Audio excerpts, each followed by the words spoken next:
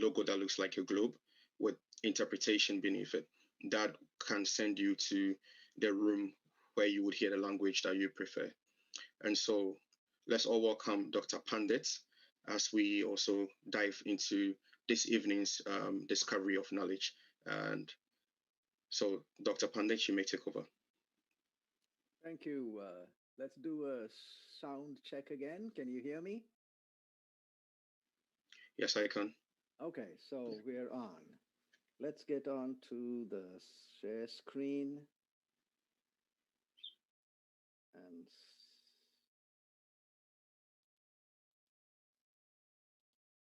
all right, here we are. The topic for this evening is the word gospel. Um, Good evening and nice to be with you again. I hope you have put things aside so that we can, concentrate on this. So let's go to the word gospel. That's the English word. The Greek, uh, sorry, the Greeks had two words actually for that same concept. The two Greek words used to describe positive news are these two, euphemia and euangelion. Eu in the front is good, euphemia is good report, a good report that was hoped for and may even have been expected. Whereas euangelion is an excellent message that was desperately needed for survival and came unexpectedly and probably even against the run of play. Both are welcome. It's good to have euphemia, better than bad news, but the best is euangelion. The second comes in the worst of circumstances. That's what gives it that touch of euangelion. Here's an example. Euphemia, you studied really hard for the exam, and then the grades, you were wondering what the grades would be like, and it comes out that you got the top grades. That is euphemia. You got it. It was good news. But euangelion, the example is a little different. For example, here is the um, story of the Battle of Marathon. Marathon is a distance away from Athens.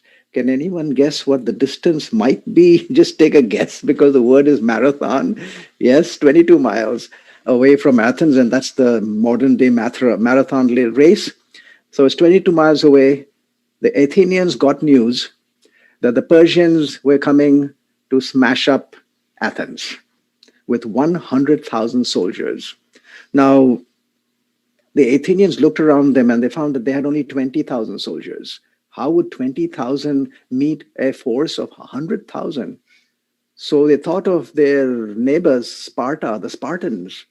Sparta was 47 miles away, but the Persians were at their gate, just 22 miles. So they sent a professional runner, his name was Philippides. Philippides ran the full distance non-stop from Athens to Sparta to get help. The Persians are coming. Send your forces so that they can join our force and we can defeat the Persians possibly. And the Spartans looked around and they looked at the moon and they made some excuse saying that the moon is here and that allows us to do a little bit more of our religious services. We cannot come. So Philippides ran the 47 miles back again immediately to tell Athens, even the Spartans are not coming to help. The whole of Athens was plunged into depression. I mean, they were desperate now. What would they do? Just 20,000 soldiers against the 100,000? That night, they decided to just throw in everything they could into the battle. They would march right away. So that night, 20,000 soldiers, along with Philippides, he was also a soldier.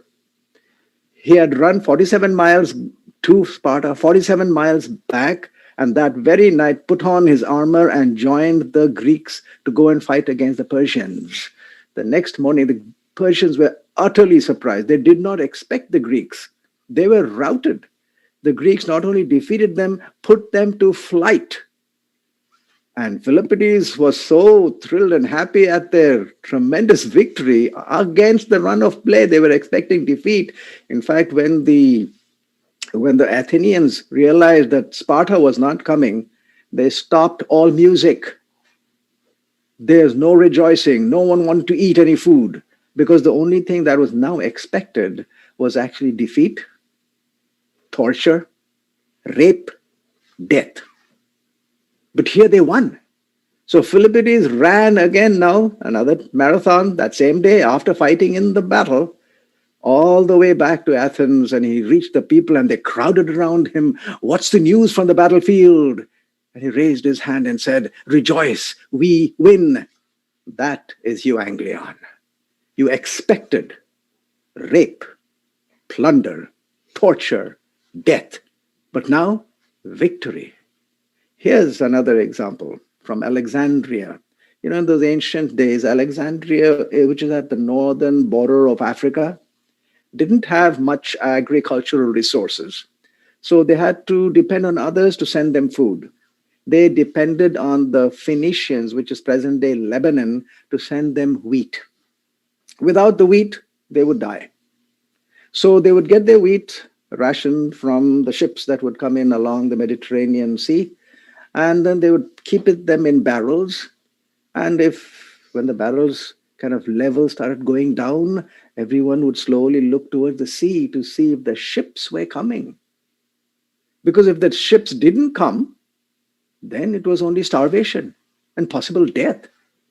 So as the level would go down to the bottom of the barrels, the people would anxiously look to the sea. And when the level came down to the bottom, really, and they had to scrape the bottom to get the last bits of wheat, then some of them would climb to the highest hills at the edge of the sea, the cliffs over there, and look out at sea, watching for the ships. And if there were trees, they would climb to the top branches of the trees just to look out at the sea to see if the ships were coming. And then one of them would just see something like the mast of a ship, and he would wait for some time. And yes, it is the ship. And out he would shout to the people around him, Evangelion! And somebody else would hear the euangelion. He would pick it up and shout to somebody else. And soon the whole community would just erupt in rejoicing and celebration. The ships had been sighted. Euangelion. No more starvation and death. This is the specific Greek word that the New Testament writers use to define the story of Jesus. So naturally, when you look at the word now, it has two parts to it. Number one, it's an excellent message that arrived just in time. Number two, the circumstances before the message were critical and deadly. In fact, it is this last part, the circumstances, actually that gave it the true and explosive meaning of euangelion. Now you can scream it out, euangelion. Why? Look at what has happened. So the question now is, what were the circumstances and what was that excellent message? The circumstances. The circumstances that we find described is the inherent spiritual condition of the people comprising the whole human race. The Bible describes the picture as having two features. Number one, the condition is universal. And number two, it is utterly hopeless. Universal? Every religion holds and endorses the fact that to get to the ultimate goal of either heaven or nirvana or paradise, a certain minimum criterion must be met, a requirement must be met. In Christianity, the requirement is the person's life record, and it must be perfectly righteous and good, not sinful or evil. But the biblical description of humans is this: they have all gone out of the way. There is none who does good, no, not one. Romans 3 and verse 10. There is no difference, for all have sinned and come short of the glory of God. And that is Romans 3, 22 and 23. We usually have a hierarchy system in our minds. This one is better and this one is not so good and this one's really bad. We usually think that a kind monk living in a monastery is good, but the unpredictable drunk sprawling out on the side of the road who is threatening everyone around him with violence and cursing everyone at the top of his voice, hey, he's bad. The earnest, helpful preacher is good, but the leader of a ruthless street gang who robs and murders, that is bad. But the Bible makes no difference, no distinction between them when it comes to their moral worth before God. How does the Bible explain this? Is it all the same?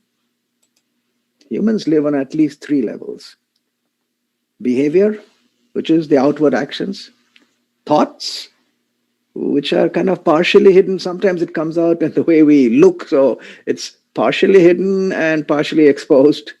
And then motives. These are totally hidden ideas which only you and I, only we know our own motives, and which universally contain a very selfish agenda. The motive.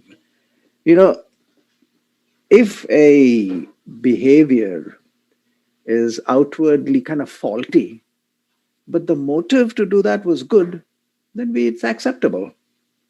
But if the behavior and outward action is wonderful, but has a suspicious bad motive, then that is not acceptable. So it is the motives that are the root.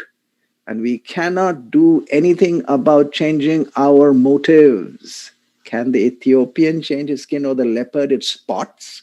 Then you also may do good who are accustomed to do evil. That's Jeremiah 13, verse 23. So now we got this root. Can we blame this root, which we got at birth, which we did not even choose? Yes, we can, but only for one part of the effort to shift the blame away from us. The other part, listen, each one of us is tempted when he is drawn away by his own desires and enticed. Then, when desire has conceived, it gives birth to sin. In other words, you are tempted and you choose to give in to temptation. Then that desire has conceived. It has resulted in something that you wanted done, that you wanted to have.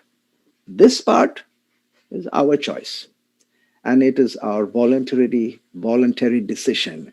We bear the full responsibility of our choices. So how did we get this root?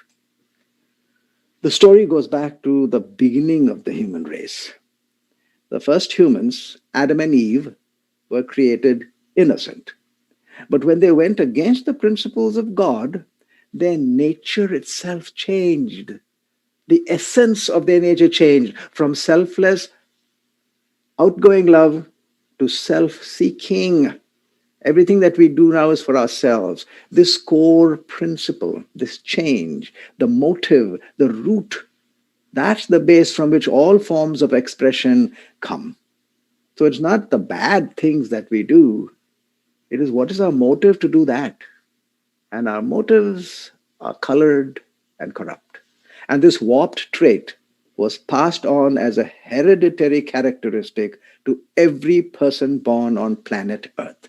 Thus, sin has stained the very fabric of human nature with no exception. There is none righteous, no, not one. So it is universal. Hopeless? Two factors make the situation hopeless. One, what was the nature of the change? What was the essence of that change? And number two, what are the conditions to return to God if you have made that change? So there are four things. The change occurred in two ways. Number one, the change in nature and the change in leadership. And the question of return, you have to pay for what you did. And then after paying, you have to live in perfect conformity. So these four are what we're going to look at: change in nature, change in leadership, full payment for sin if you can give it. And then after that, you must live perfectly. Change in nature. It happened in three ways, which all happened at the same time.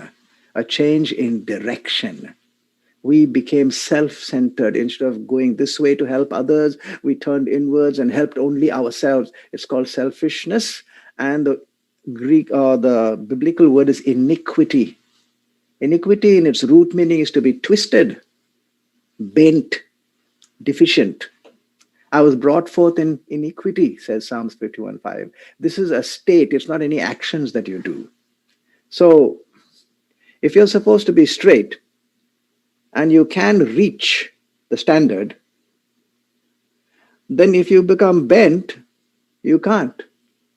So, number two, we have changing in our ability. Now, because we are bent, even if we tried, we cannot change because we are supposed to be this straight to reach the mark. But since we are bent, no matter how hard we try, we can go only this way. We cannot reach there, and this is a picture of being unable to reach the standard despite doing our best. It's called sin in biblical language. All have sinned and come short of the glory of God, says Romans 3:23. We all have sinned. We can't do anything about it. We can't reach. Not only that, number three is a change in our will, the way we make our decisions. We have a willful, defiant attitude to violate the known law. We know it's right, but we will go the opposite way. In other words, not only are we bent, and even if we try, we cannot reach because we are bent. But we don't even try that way. We try this way. We go this way. It's called transgression, willful violation. We are soaked through and through with all three, such that our righteousnesses, says Isaiah 64, are like filthy rags. We are corrupt through and through. We are sinful by nature and we are sinful by choice. How about change in leadership? In the ancient times, the goal on the battlefield is to get to that opposite king or the emperor. If you get to him, then the battle is won and your enemy is immediately subjugated. Even today, the warfare is trying to get to the headquarters, the top building where all the decision making is made. You bang that up and you've won the battle. So, the picture here, God gave Adam and Eve the rulership of this earth when he said, have dominion. Yours is the dominion. You are the ruler. Genesis 1:28. But when they obeyed Satan, they disobeyed God, obeyed Satan, they became servants to him. Because the principle here is Romans 6:16 says, you are that one slave whom you obey. If you obeyed him, you're a slave. So you obeyed him, allowed him to have your dominion, and he became the ruler and the leader. Now he would be the king. In fact, he's called the prince of this world. So the change in nature, the essence change, along with the change in our leadership, now he'll call the shots, made a vice like grip of sin on humans permanent and fatal. So now, trying to get back to God, first you have to pay. What is the payment? It's clearly stated. Romans 6:23 says the wages of sin is death. Now, in the other religions, what pervades the ideas is the law of karma. And that requires payment to be made only if your bad deeds exceed the good deeds. If your good deeds exceed the bad deeds, then you are rewarded. So you pay only if your bad deeds are many, many more or more weighty than your good deeds. In Christianity, the standard is different. The payment for one sin is death, regardless of the good, because Christianity requires perfection. You must be perfect. So only one sin is enough for death. If the payment was a jail term or some, community service, then you can go and do your jail term and come back and try to win yourself back into your original position. But the payment is death. You can't even come back to do anything. So it precludes any chance of return. So one can clearly see now, really, the hopelessness of the situation. How about actually living a perfect life? So even if we were to return to life after making payment, which we saw is impossible, the condition for continuation of life was full and perfect conformity to the rules. But our fallen nature, which we saw was bent and twisted, made it impossible because then perfection was only a distant and impossible dream. So all we could do was add wages of death, two wages of death, two wages of death ad infinitum. Infinity, it just goes on. Every door of hope was shut. Not a sliver of light in the pitch black tunnel of hopelessness. Got that picture? Let's take a break and see if there are any questions.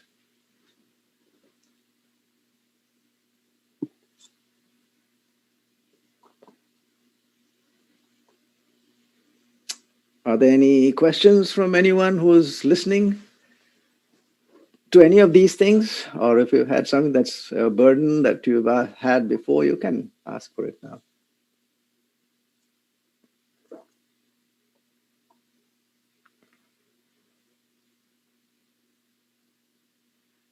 I don't hear who is moderator. Uh, is there a moderator who is moderating this? Yes, it's me. Okay, somebody raised the hand. Yes, it's Ebenezer. Um, Dr. Pandit, I just wanted to ask you, how do you differentiate between change of ability and change of will? Is it both overlapping one, or it is two different, distinct one? It's a continuum. Ebby, by the way, nice to see you and hear you. Nice to see you, doctor, as well. Yeah, Yeah, it's really great. Yeah, let's do both of those. Change in ability is, for example, if you ask me to lift 100 pounds and I can only lift 20, then I'm unable to lift the 100. That's inability. In other words, here is the standard. I'm supposed to be strong, straight, so that I can reach the standard, but I am bent, so I am not able to reach the standard no matter what I do. That is change in ability to reach. We are bent, can't reach. Change in will is not only we are looking to reach, we're doing the opposite way. We're making a choice to go the opposite way. So the will means I'm making a choice not to go to God, but go to the opposite way. That is a change in the will. We changed our whole direction of what we even want.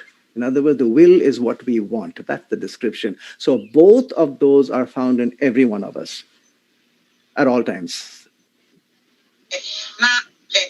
In other words, just knowing about, for example, the command makes no difference to a person's life. He can choose to obey or completely disobey. And even if most of us know all the commandments, we still go the other way. That's the change in will. And some of us try to do the best and we can't reach it because we are bent. Okay. Anyone else?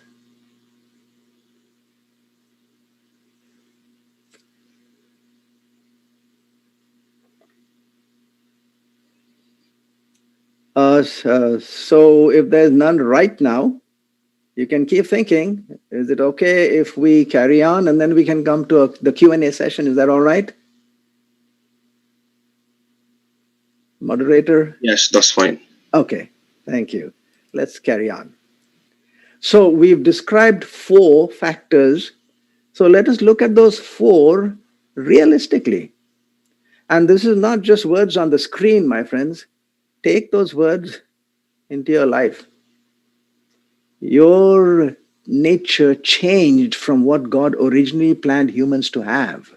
The nature of just loving others. That's not our nature. We love ourselves. That is our nature. So that has been, it's been put into us. Number 2, change in our leadership. There was a time when the right leader was our hero, God Himself. Adam and Eve spoke to God and were on His side.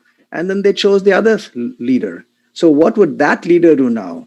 You know, in the army, many times when people are called up to say, why did you behave this way during the battle?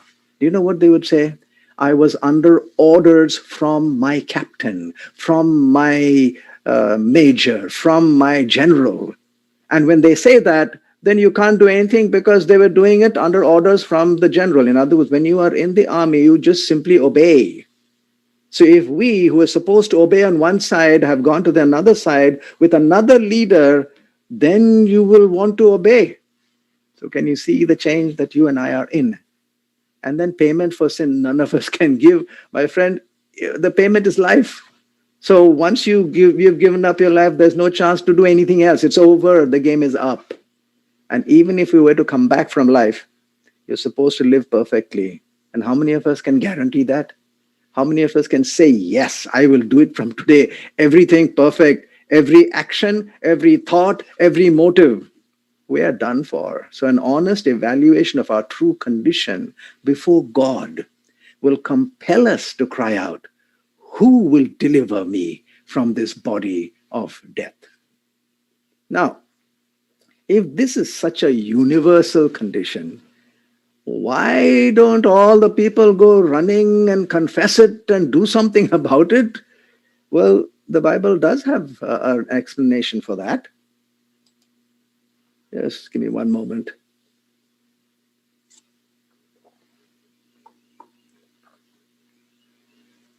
And here's the reason. Sin is not just a negative thing there, sitting there. It is in its core a deceptive power that comes and fools you. It kind of makes you, just warps your ideas of what is truth and what is righteousness and what is evil. Here's the words in the Bible. Sin deceived me. Romans 7 verse 11. The deceitfulness of sin, Hebrews 3:13. The heart that is wicked is deceitful above all things. Who can know? Jeremiah 17:9. So both the Old Testament and the New Testament describe sin as not just a thing sitting out there, but something that comes over here and turns us around so that we cannot appreciate its true nature. We are fooled. We are duped. Sin has the ability to destroy the alerting mechanism in us. I am a physician, so I'll take an example from there. The human body has some very good recovery mechanisms in it, healing mechanisms. If you beat it up, it will do this and get healed. For temperature, it keeps the human temperature at very narrow limits. If the body temperature goes too low, it will kick in some mechanisms to bring it up. And if the body temperature goes too high, it will bring some mechanisms and changes in physiology so that the temperature stays down within that narrow range. What happens sometimes if the temperature goes too far up, for example, that it destroys those mechanisms that are supposed to come into play? Then it's a medical emergency. Why? Because the body cannot sense its danger. It cannot do anything. So now we have to bring in mechanisms from outside the body. For example, we do know that when you go to hyperthermia, higher than the mechanisms can handle, then we have to, for example, get some cloths and put them in ice cold water and put them over the body. That is not what the body is doing. That's what we are doing from outside the body. So sin knocks off our sensibility, the way we can sense sin. Heart that is wicked can't even sense it. So when it destroys that, the alerting mechanism is gone. We do not recognize sin for what it really is. It's a ruthless killer. On the other hand, it is gladly welcomed for what it is not. It is not a wonderful blessing. We've lost the ability to sense it. That is why we don't even do anything about it. Sin, in its core, is a deception. So here's the full picture of what we were saying. We are sinful by nature. We are sinful also by our deliberate choices. We can't even pay for one mistake that we do. Not even one. One mistake means death. Death means you can't come back and do anything else. We are unable to live a perfect life even if we were to come back. We are unable to sense sin's real danger. And the worst thing of all is we are completely deceived into treating it as most welcome and desirable. Think, if sin really is punishable by death, then this picture, I really cannot think of a more desperate, hopeless, and uncorrectable condition. Because in this condition, only one outcome is realistic: suffering, death. That's it. I hope we get that picture, because remember, we are talking about euangelion. If we don't get that picture, we may not know euangelion. We may know euphemia, but not euangelion. So these ideas do not come just by reading what's on the screen. These ideas come deep inside when you sit quietly alone and think of what God actually wants you to do. Think of His law, not in just the letter, but in the spirit of it, and compare yourself to it and see where you stand before God. When it's done quietly, you will realize there's only one outcome to whatever you're doing right now. Your life record right now has only one outcome, and that is ultimate death. Now, into this situation is introduced a message that turns the entirely and hopelessly one-sided circumstances totally in favor of humans.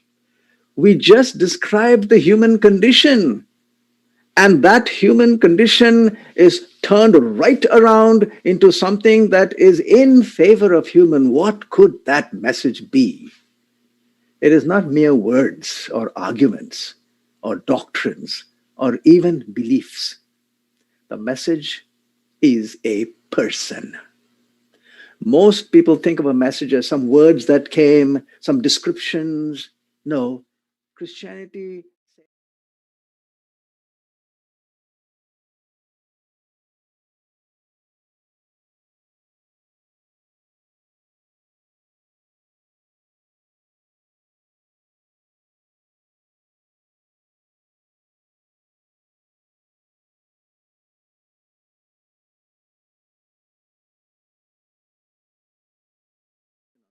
There is nothing that can come anywhere close to this claim that there is, in the final analysis, the ultimate solution is not what you do. It is a person, and that person's name is Jesus. But humans had to be prepared to accept the message by a process of getting ready. Here's an example. Do you think people will find cool spring water very desirable while they're having a wild party with all kinds of alcoholic drinks all available right here, and beautiful, exotic drinks all over there are not alcoholic and non-alcoholic? Who will want water? But if you take that same water that they threw away, didn't want alcoholic drinks, wonderful other drinks, this time they were in a desert. They are traveling through a desert, and now they ran out of water and are dying of thirst with their tongue sticking to the roof of their mouths. Now, what would they do if we bring cool spring water? My goodness, they will grab at it. Did you notice the difference? The difference is not in the water. The difference is in the condition you were in, the circumstances you were in. In this circumstances, you didn't want water. But in the other circumstances, you simply grabbed for it. Understand this, my friends. Jesus is euangelion only to the thirsty. Come unto me, all who labor and are heavy laden, tired, exhausted. I am the water.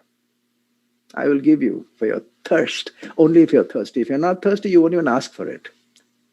What does God use to make us thirsty, or the agent that helps us prepare? It's called the law. Didn't think of that. Yes, the law helps us prepare. So it's called the Ten Commandments, and it has four functions. Number one, it's a permanent, changeless standard. Number two, it forms a mirror. Number three, it directs us to the solution. And number four, it becomes a way of life. For our today's discussion, we'll do one and two. Tomorrow, when we look at the basics of the gospel, we'll do three and four and some more stuff. But now let's go to these first two functions. It's a permanent, changeless standard, and it forms a mirror. Standard. Why do we accept these 10 commandments as a standard? Two reasons. Number one, God wrote them with his own finger. And he didn't write them in the sand or on a piece of paper that can be burnt up and thrown around. He wrote them on tablets of stone, signifying that he himself wants to tell us something that is permanent. He gave Moses, it says in Exodus 31:18, two tablets of stone written with the finger of God. The tablets were the work of God. Exodus 32:16. In the Jewish mind, when they hear the words 10 commandments, they are also considered to be 10 words. If you read Exodus 34:28, it says that the original really says not 10 commandments, but 10 words. That's amazing, right? Why would they say 10 words? Because when you look at commands, you can see that they might be different. One command and two commands. But when you say 10 words, then it could be 10 words that make one sentence. Yes, that's the idea. It's not describing different parts of our life. It's describing only one life. This one life has all 10 of these characteristics. It makes one sentence, 10 words, one sentence. So if you take off one word, the sentence is gone. You cannot discard even one. Says James 2 and verse 10, whoever shall keep the whole law yet stumble in one point, he is guilty of all. That's the standard. And the real standard is not just in how many, but in the quality, the spirit of the law. The real standard is not just the letter of the law, but more importantly, the spirit of the law. Jesus made this very clear. When he was talking about murder, you know what he said? You've heard it said. They told you, we know, that you must not murder. And then he describes what it really means. Whoever is angry with his brother, think, don't simply get angry without cause, it says. Whoever is angry shall be in danger of the judgment. He's shifting it out from actually a deed to a principle. It must be thrown off. So with that, the law is also permanent because he said, till heaven and earth pass away, not one jot or tittle will by no means pass from the law. So it is permanent and it's a very, very high standard. That is the standard of the law. How about it being a mirror? The law is likened to a mirror. That's James 1 and 22 to 23 to 25. What's a mirror? It's an instrument for evaluation. And the reflection in a mirror shows the condition accurately and precisely. Of course, a mirror also has to be clean and straight. But that we take for granted. The mirror is clean and straight. There are two usual responses that people have when we describe the law. Number one, we treat it as a tool to gain favor with God. We say, oh, God gave us these 10 rules. Let's keep to it. And if we keep to it, boy, God will say, wonderful. And he will treat us as righteous and we'll show everyone that we are righteous. The other response is, who cares for these 10 commandments? Just throw it out. Trash can. We don't want it. So two responses. One, you take it and try to use it to gain favor with God, and the other, simply throw it out. But the mirror was given for neither of these two reasons, my friends. If we use it to establish our righteousness, we are treating it like a cleaning agent. by keeping the precept. If we keep them, then we'll be clean and God will say, how wonderful you are. But if we treat a mirror that way, have you really tried to clean yourself with a mirror? Here's a mirror and try to clean yourself. What will happen? You won't be clean. You will dirty the mirror. So you cannot clean yourself with a mirror, my friends. The law was not given so that we could use it to show our righteousness, but the exact opposite, to show our total moral bankruptcy in the most indisputable and unquestionable manner. There is no merit in knowing the law, my friends. Many of the people do say that. Oh, I know about this part of the law. I know that part of the law. Hey, knowing the law means nothing as far as your righteousness is concerned. Knowing more of the law shows more of the thing that you didn't do. It is not euangelion. Knowing the law is not euangelion. Here's the words from the Bible itself. By the law, that's the mirror, is the knowledge of sin, that every mouth may be stopped. No boasting. And all the world may become guilty before God. Romans 5:20 says, the law entered that the offense might abound. The sin will become even worse. And chapter 7 of Romans says, when the commandment came, in other words, it came into my understanding and awareness, sin revived and I died. And the commandment, which was to bring life, I found to bring death. Honestly, how many of us think that when we know the commandments, we've got life? Most of us think so. Many of us think that, hey, if we teach the commandments, that's going to allow them to have life. Because then we will also know all the commandments, we will have life. But the commandments does not give life. The commandments only shows that you do not deserve life. Our self-evaluation must be done personally, privately, and in dead seriousness and earnestness. We must take the 10 words as a changeless standard. It will not change.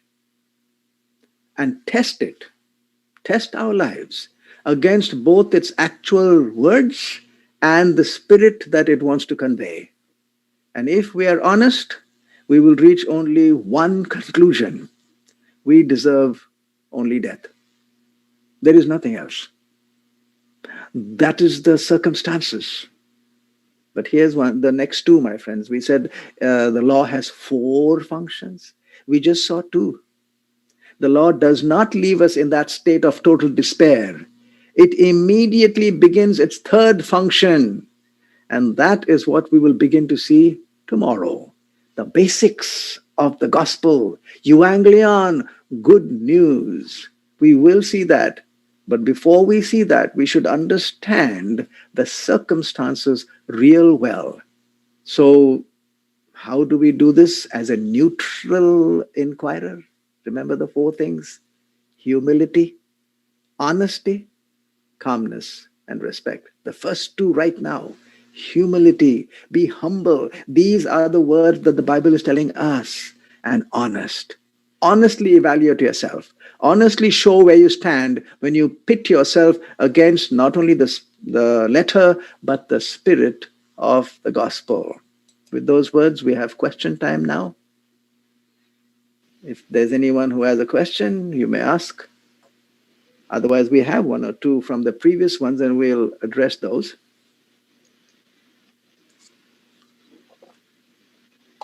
Hi, Dr. Pandit. I think we can go on to address the previous questions from the previous day. So you don't have any previous ones either? No, not at the moment. All right. Let me pick the sheet here. I have 1 or 2.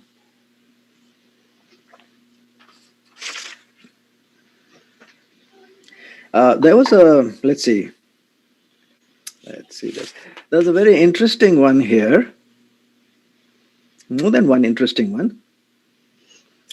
Yeah, I wonder if you can get this question. It says, if God sent Jesus to die for our sins, why do women still go through pain when giving childbirth? Do you know what the context of this question? I'm guessing the context is this. It's what happened in Eden.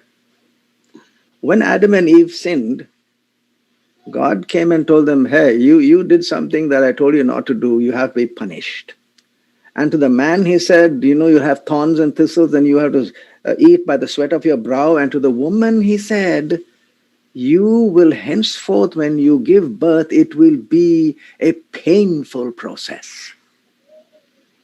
So the question is, hey, because of sin, it's painful process.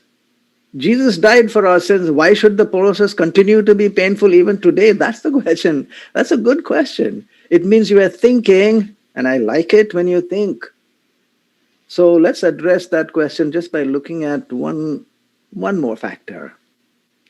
When God said you will have to bear pain, he also said, I'm going to take away the pain by sending you Jesus, who will take away the sin.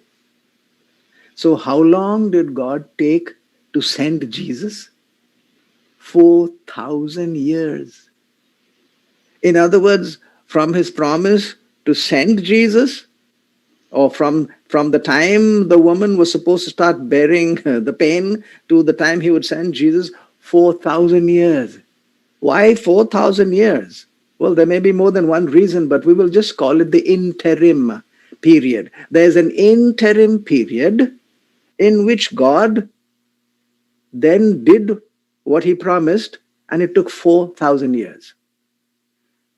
So, could there be an interim period from the time Jesus took away sin, from the time God takes away the pain? Yes, there could be an interim period. In fact, I think we are in that interim period. Jesus did take away our sins in his own body, but God has not yet taken away the pain. There is an interim period. Everything has to go according to a certain principle or a certain set of reasons.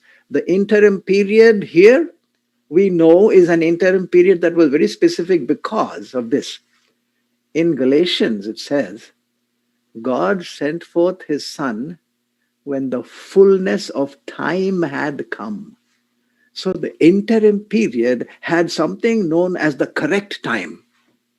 So could we suggest that the interim period between taking away the sin and taking away the pain also has a correct time? And when that correct time comes, he will take away the pain. So yes, today it is there, but just wait. The interim period is about to come to an end, and we know when it will come. When Jesus comes again, the interim period time is over and pain is gone. So is that reasonable? I hope so. There's another question here. How long did God stay in Mary's stomach during pregnancy? Now, I'm not sure what is the basis of the question, but the question is a question. How long did God stay inside there? First of all, just to be anatomically correct, that's okay what you said, I understand, but to be anatomically correct, Jesus or God did not stay in Mary's stomach. That's where food goes. He stayed in the uterus. And so how long was he in the, I know what you mean. He stayed in the abdomen. How long did he stay there? It says he was just like any other child. So our guess is that 9 months, because the people saw Mary pregnant. They saw her for the 9 months. So it was that amount of time he was inside there and then was born like any other child. So that's what I think is the correct answer. Then there was a question maybe the first or second evening itself, and I see Pastor Equisa's name out here. So he asked this question about those humans who were picked out in the gorges of Tanzania, the in-between state. Forms that are in between what we would call modern humans and what we would otherwise the evolutionists call hominids. There were primates who were, the orangutans and the chimpanzees, and then there were other so-called in-between forms, and then modern humans. The in-between forms today go by the name of Australopithecines, Australopithecine Africans. That is those are the ones found in Africa. So, how do we respond to that? How do we think of it as reasonable? Here's one way in which you look at it. How shall I put this? Suppose I make a theory that a tree with small leaves is going to slowly become a tree with a little bigger and bigger leaves until you finally have a tree with very large leaves. So we do find a tree with small leaves and we do find a tree with very large leaves. So the theory is that in between you will find a tree with medium sized leaves. Okay, so that's the theory. So now we do find a tree later on with medium sized leaves. Does that confirm and establish the theory that the small leaves became medium sized leaves and the medium sized leaves became large leaves? Think. It can be yes and it can be no. Because you have not. It can be yes if you do one thing. If you can show that the leaves actually change size at all. If you show that, the leaves will change size over a period of time, then finding one in between can possibly, can possibly establish the theory. But if you have not established that there is such significant changes at all, then we might be able to look for another theory that doesn't allow the changes to take place. We can just say there's another theory in which all kinds or all sizes of leaves were formed, not over a period of time, but at one time, for example. And we have found small leaves, we have found big leaves. So in the theory now, which says all the things were formed at the same time, that theory predicts that if you look around, you will find a tree with medium-sized leaves. Now, you go and find the tree with medium-sized leaves. So which theory does it establish?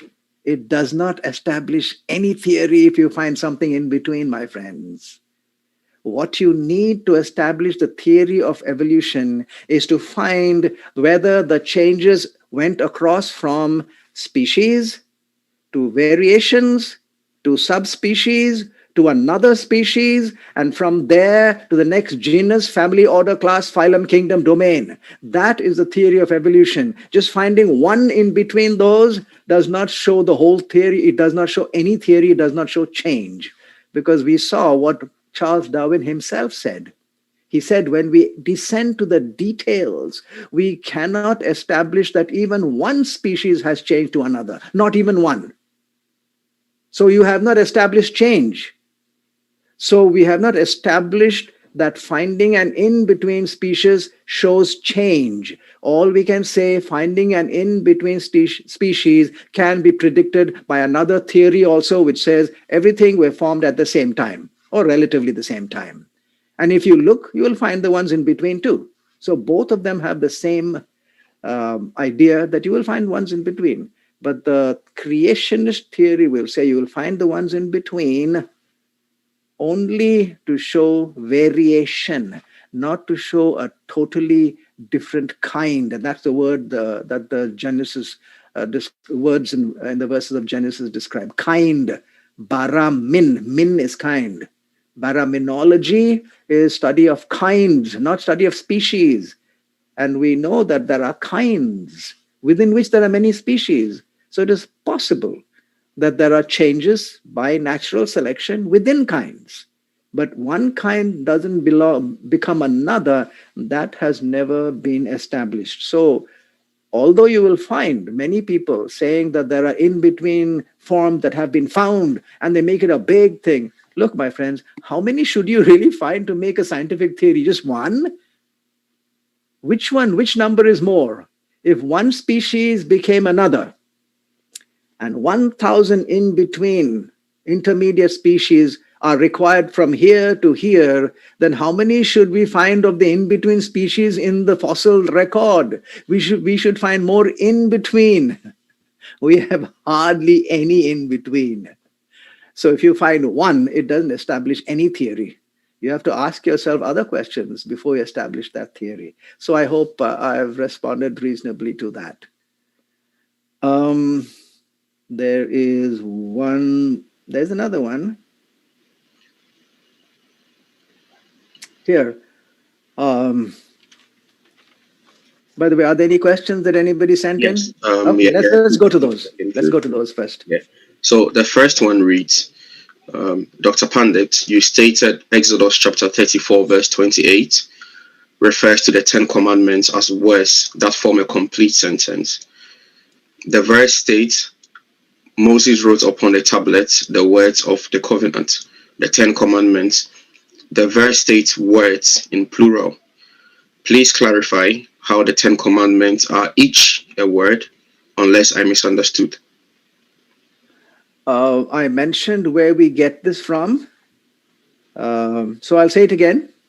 The word 10 commandments in the Jewish original is 10 words, not commands. And the word words is almost the same as command, but they use that word, words. So it can be used as command, it can be used as covenant, it can be used as words. So I made a specific reference to words because in words, you can also make a sentence out of words. So when you look at the 10 words, you realize that God is not describing 10 different lives. He's describing one life which has these 10 characteristics. These characteristics describe only one life. And if you're not in this life, you are in the other life. That's it. So it's not like if you do 7 out of 10, then you're 7/10ths on God's side. No.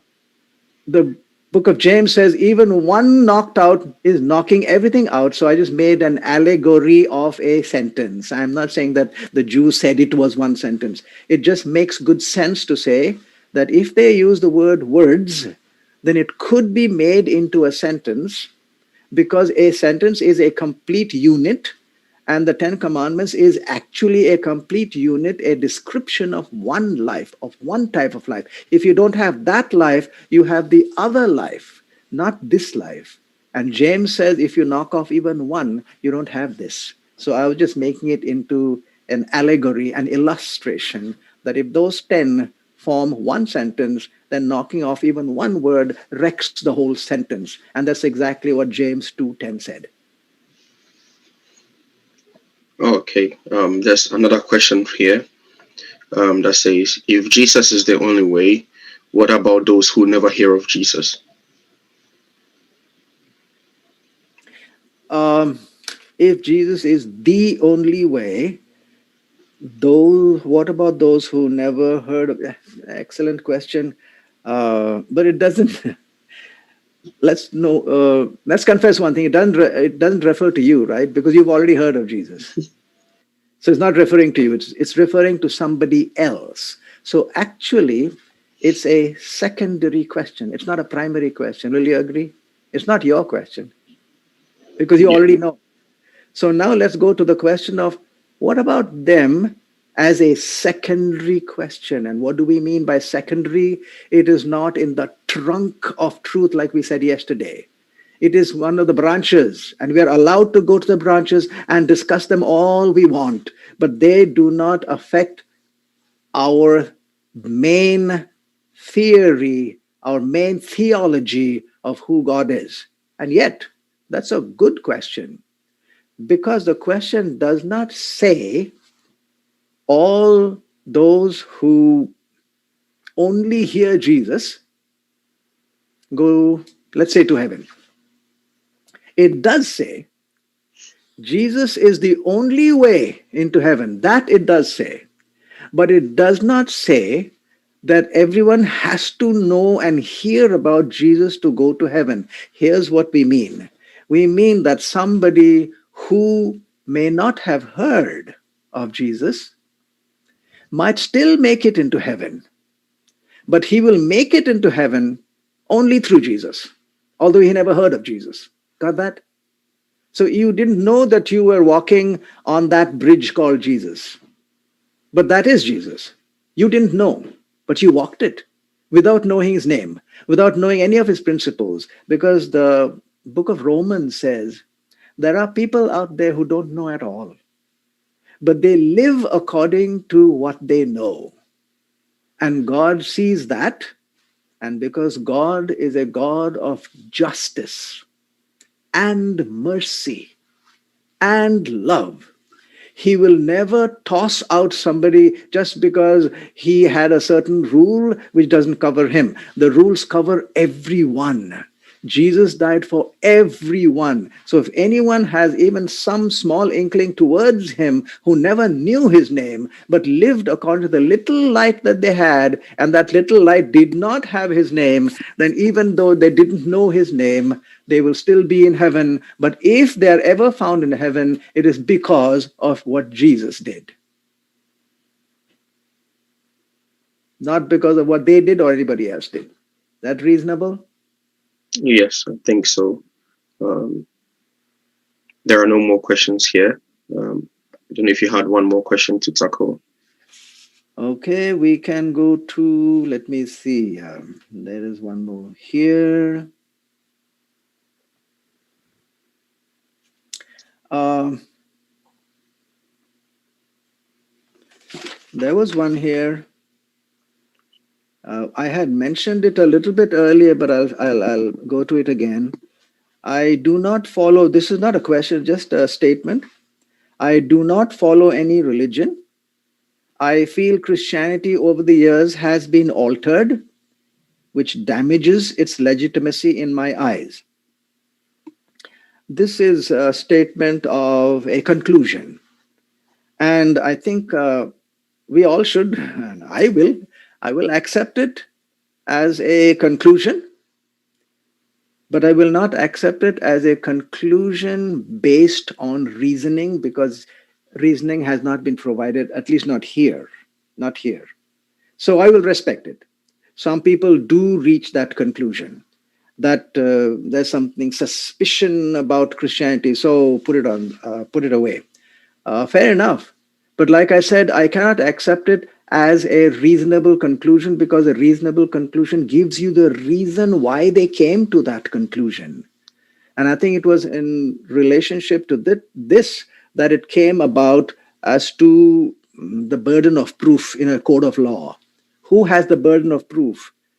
In a court of law, the affirmer has the burden. The person who says this is it, that person has the burden of proof, not the person who says this is not it. The denier does not have the burden of proof. It's the one who affirms. But when we come to really God and Christianity, all these metaphysical concepts, there is no affirmer and denier. The moment you come into the field, you will affirm yours and you will deny the others. Both are done. So both are supposed to bring forth evidences for their position. This is different from a court of law where we're dealing with whether this guy actually robbed the bank or not. That's a different question. These are metaphysical, philosophical questions of things that relate to the other dimension, the supernatural dimension. In these conditions, you do not have clear-cut affirmer and denier. In fact, if you look at it carefully, both the sides must affirm theirs and deny the others. So both are affirmers. Now, we also said that a neutral inquirer will never look at only one side. So this statement is looking only at Christianity. So my response would be, which other religion are you comparing Christianity to? And it could be that they'll say, no, I don't have any religion. All right, those are words. Religions are belief systems. And religions are one type of belief systems.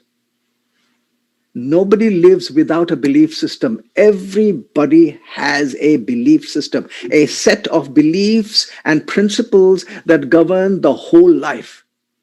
whoever made this statement is correct. He does not maybe follow a written and established religion, but he or she does have a set of rules that is called a belief system. My question would be, just like we ask Christianity, where do you get your belief system? Where do the tenets of belief come from in Christianity? We should ask the same of that. Where did those belief system tenets of belief come from that you feel no religion but here? Where did the here and these belief systems come from? Are all those belief systems really established? Have you scrutinized, examined every one of those? Or are they all puffy and hazy and nebulous that you can't examine? If you cannot examine, you cannot establish in a court of law, my friends. So to ask only one side, I think would be a little unfair. So we will do our neutral inquiry. Bring that set of beliefs that you have in your belief system, and we will compare that belief system to the belief system of Christianity, and we will see which has the weight of evidence. Who is the founder of that belief system? Is that belief system, for example, written in a historical piece of literature? Is that belief system, does it have a founder who went to death and came back alive? Can you see what we're doing? We're looking at evidences that we established for Christianity. And we will compare that with any other belief system and look for the weight of evidence. And depending on the weight of evidence, we make our choices. So right now, I'm not saying which is which for the choice. I'm just accepting this statement as a conclusion, but as a conclusion that has not been established yet because there is no comparison done yet. We have to compare one with another, and then come to a conclusion that this is the best. Remember why. And a neutral inquirer does not make decisions by default. We don't say, this is so good, I will accept it. Because the other one might be better. Or this one has some questions and, like we said, gaps and discrepancies and even contradictions. It has those, so I will throw it off. Don't throw it off yet because the other one is worse. So a neutral inquirer looks always at more than one option, compares them, and looks for the weight of evidence. I know I'm saying this over and over again because we are not used to doing it, but we should get into that. That's a neutral inquirer, being able to look at both options, both theories, and looking for the weight of evidence. And if you do that with humility, honesty, calmness, and respect, then the God of truth will show you which side the weight of evidence tilts. And once the weight of evidence tilts, then the words of Socrates, go where the evidence shows you, go where the argument leads. Are there any questions come in by now? Yes, there's one more that came through. If death is penalty of sin, is that what the Bible talks about of hell? If so, why would a loving God send anyone there? We'll do the first one or two. Yes, the penalty of sin is death. And death, yes, is hell. It is not what you suffer on this earth. What you suffer on this earth is not punishment at all. I know some of you use the word punishment. That's not punishment. What we suffer on earth is the consequence of sin, not punishment. Consequence, how do we differentiate those two? Suppose in India we travel by train and you have to buy a ticket. And the ticket will say, even here in the US, here at Washington, we go by the subway and you buy a ticket and the ticket will say from this station to that station. That's all the ticket is good for. Now, suppose you slept and overslept and you went beyond that station. Then when you got out there, hey, you have to come back all the way here. That's the consequence of sleeping. But if the ticket checker comes and asks for your ticket, you show the ticket and he says, hey, I need to fine you, that's a punishment. So what we are having here today in this life is a consequence of sin. God has not punished any human yet for any sin. There are consequences. He said, yeah, if you do this, you'll get that. But punishment, no. The only one who has ever been punished for sin is Jesus. Nobody else has been punished for sin. We are having the consequences today.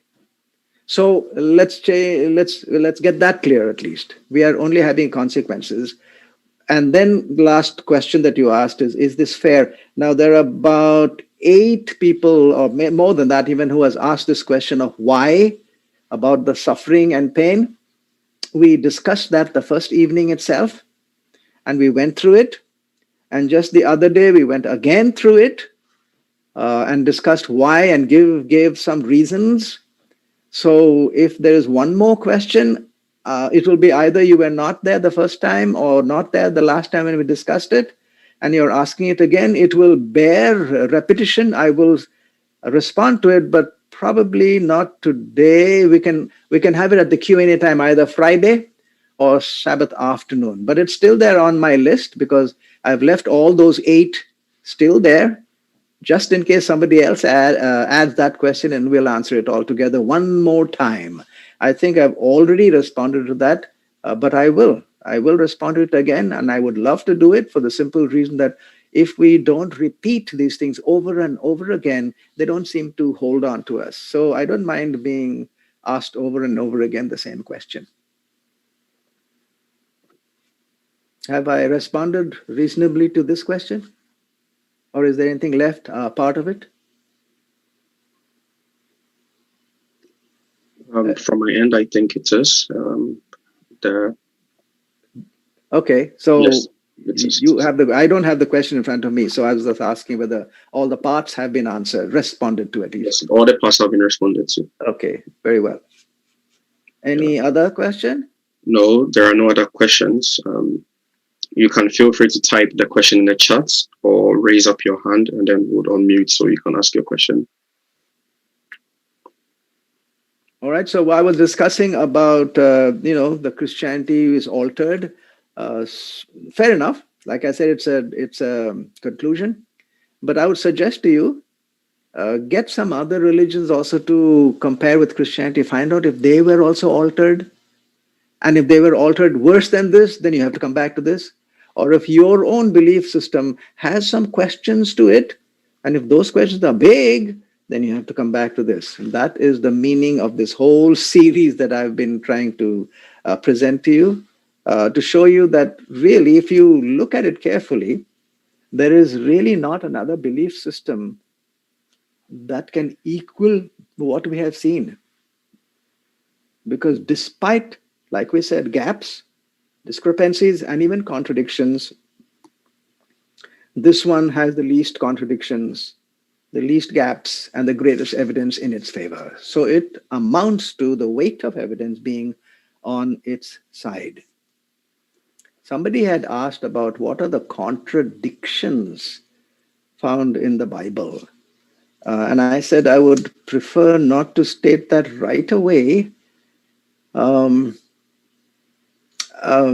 will leave it for that time in which we have just a Q&A. That's Friday evening. And also, I think Sabbath afternoon, we don't have a topic. We're going to have a review. And I would like on Sabbath afternoon, Saturday afternoon, we will finish most of what we have to do by the morning session, 11:30 to 12:30. And the whole 2 hours of the afternoon, I would like some of you to be able to state something, not just ask questions. I would like to have a response, like a survey of what you think about what we've stated for the previous 16 sessions. That's quite a lot of sessions. And it's nice. I've been enjoying it. Any other questions that we have out there? This will be our last question. Okay. So we would ask Mr. Kennedy Kofinsia. You can speak now. Yeah, thank you, Pastor Bande. I have a question like, I just want to know, Jesus Christ going on the cross, is there any way that can save mankind or only for him to go to on the cross? I don't know if you get the question. I really didn't. Say it again. Is there any other way? What? Yeah, because we know that they were doing some sacrifice by goat, sheep, or whatever, and now Jesus Christ came and died for us. I'm Yes. saying, was it not any way that should have bring us close to God, except Jesus Christ going to on the cross? Just slowly say those words again. What is the question? Is there any way? What? I didn't get those words. Yeah, I'm saying Yes. there was no alternatives. No what? Alternatives that can Alternative. bring, yeah, Oh, good, good, can good. I bring get us it to now. God Okay. Yes, yes. only Question. about Christ going to the cross. There's more than one question to what you have answered. That's a good question because it's a study. And it's a study of really what happened at the cross. And we are going to look at that for the final presentation on Saturday, 11:30 to 12:30. That is my most favorite topic on earth. And we will spend some time on that. But now let me respond to you by saying, yes, there were certain parts which could have been an alternative. Yes. For example, he didn't have to go to the cross. They could have tortured him in some other way. He didn't have to go to the cross. So there is an alternative there. He could have been, something else, hanged in another manner, beaten up to death in another manner, of slowly, poisoned a little bit, struggling through the poison one. Yeah, he could have done. So there are alternatives to that. So basically, there is an alternative to the way he died and the torture that he sustained. But there is no alternative to the fact that he should die, because death is what was our punishment, and he was taking that. So if he has to do something other than death, then he is not dealing with our salvation. So in that, there is no alternative to the fact of dying. So here's what we can say. He needn't have come to this earth either. He could have gone to another planet and died there. Yeah. So there is that kind of alternative, but no alternative to the fact that he must pay the full penalty for sin. That is non-alternative. That's non-negotiable, because otherwise nothing is happening if he doesn't do that. The plan of salvation requires that somebody pay the full price. If the full price is not paid, the criminals and sinners cannot go free. But the sinners can go free because he paid the full price. How he paid the full price can be 2, 3, 5, 10 different ways, but he has to pay the full price. So I wonder if I have responded reasonably to your question, or what is your question? Was that okay, or some more clarification required? Yeah, I'm okay. But I was thinking because beginning he allows them to use sheep and goats and dwarfs or whatever. Maybe there can be something else than he himself going to the cross and facing all this pain and suffering for our sake. Yes. No, there is no alternative, because the lamb that was brought to the sanctuary had no option but to be killed. So yes, the lamb was shown, but remember, the lamb was pointing to Jesus. And that's why John the Baptist said, "Behold, the Lamb of God." In other words, the Lamb of God would do what the lamb was done in the sanctuary services. It was slain. A non-slain lamb was useless in the sanctuary. So it had to be slain. So in that sense, no option. Thank you. Right. Thank you very much, everyone, for joining this evening. There was one last question, but unfortunately, our time is up. And so I could read it or probably send it to you, Doctor, so you could answer it tomorrow as well.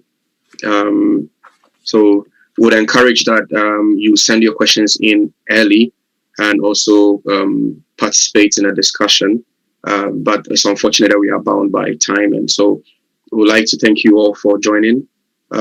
Tomorrow's, yes. Doctor. What's the question? Okay, so the question is, did the Jews believe Jesus lived If so, why have they not accepted him? Is their belief system not in line with Christ's? Okay, we'll do that tomorrow. Okay, all right. So tomorrow's topic is the basis of the Christian gospel, and the time is the same. It starts at 7 p.m. And so please be on time, and thank you very much all for joining. Have a good evening. Mhm.